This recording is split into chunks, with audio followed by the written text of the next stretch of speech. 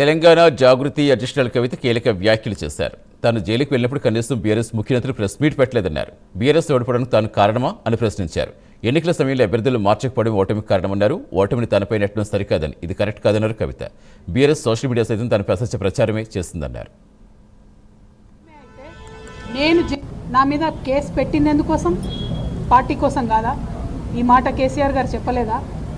మరొకవేళ నా మీద కేసు పెట్టింది పార్టీ కోసమే అని మీ అందరికీ తెలిసి ఉంటే ఇవాళ మీరు ఏదైతే ట్వీట్ చేసిండ్రో అది నిజమే అయితే నేను జైలుకు వెళ్ళేంత వరకు కూడా ఒక్కసారి కూడా మీరు ప్రెస్ మీట్ పెట్టకపోవడం ఎందుకు? కేసీఆర్ గారు ప్రెస్ మీట్ పెట్టకపోవడం ఎందుకు?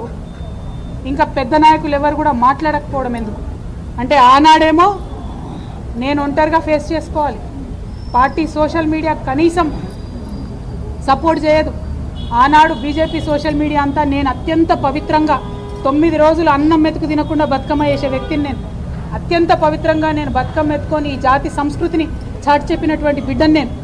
ఆ బతుకమ్మ ప్లేస్లో లిక్కర్ బాటిల్ పెడితే బీఆర్ఎస్ పార్టీ సోషల్ మీడియా ఆనాడు ఏమైంది?